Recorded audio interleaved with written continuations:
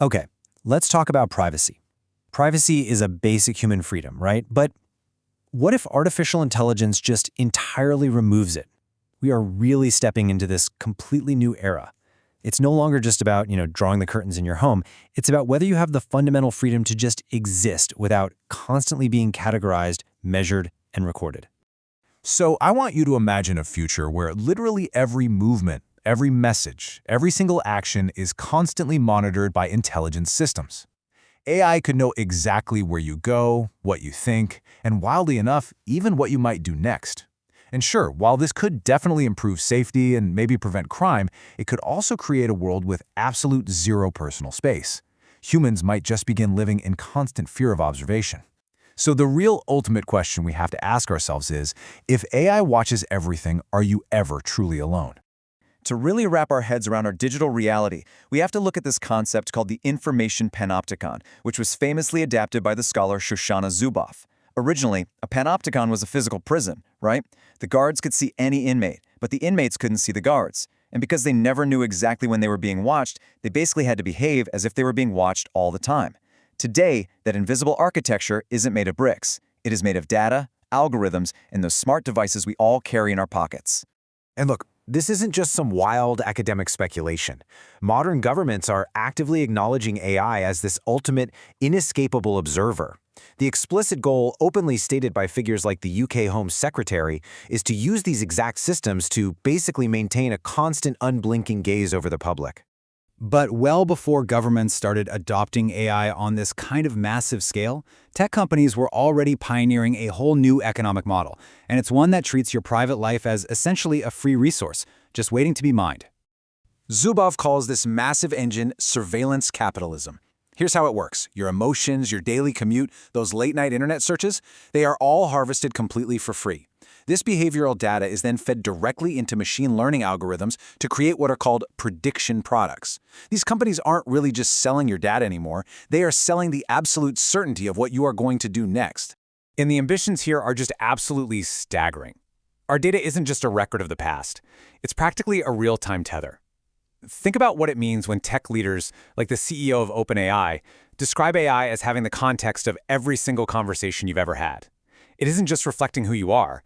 It's actually using that data to actively shape who you become, subtly nudging your preferences and altering your choices right in real time. Okay, so here is exactly where the corporate world and the state completely collide. Because while corporations want to predict your behavior to, sell you things, governments are increasingly weaponizing this exact same technology to police you.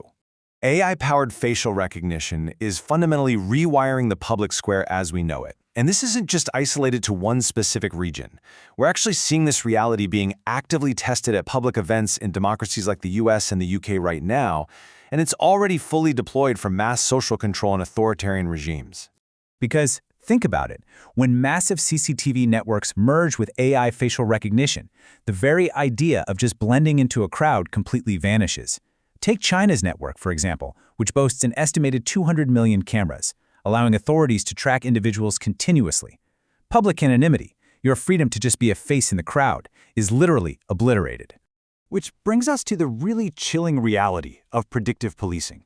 Law enforcement agencies dump massive amounts of historical data into these algorithms, which then assign risk scores to individuals or even entire neighborhoods. So the goal entirely shifts. Instead of reacting to a crime that has actually already happened, the state initiates preemptive action based purely on a machine's statistical forecast. When AI starts acting as a digital judge and jury, it introduces some really severe constitutional risks. We are effectively swapping out that bedrock democratic presumption of innocence for an automated assumption of guilt.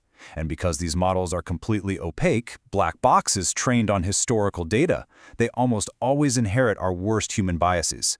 The result? They disproportionately target marginalized communities, offering absolutely no transparent way to challenge the machine's logic.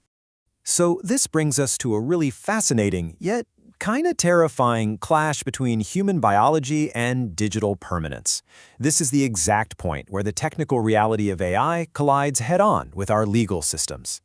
You see, current privacy laws, like Europe's GDPR, rely on a really flawed metaphor. They assume that deleting data for a machine is basically exactly like a human forgetting, but it absolutely isn't.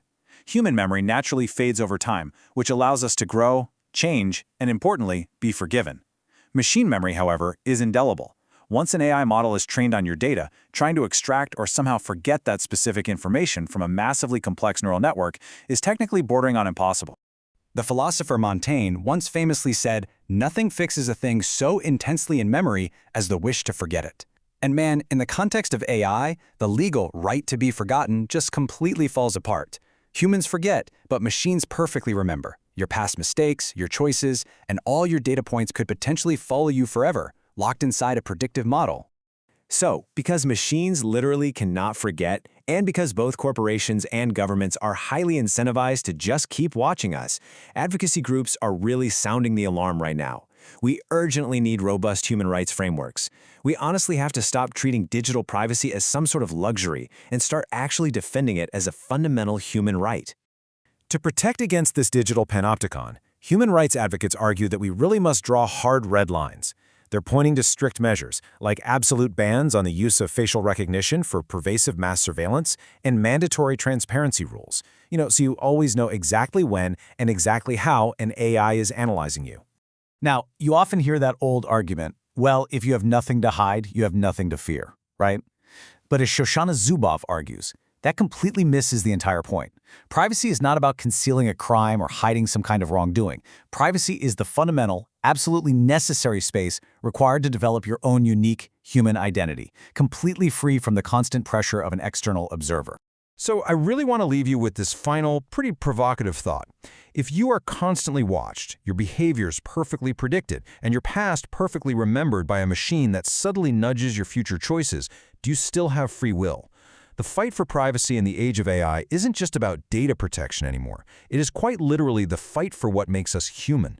Thanks so much for joining me for this explainer, and I really hope it helps you navigate our crazy digital world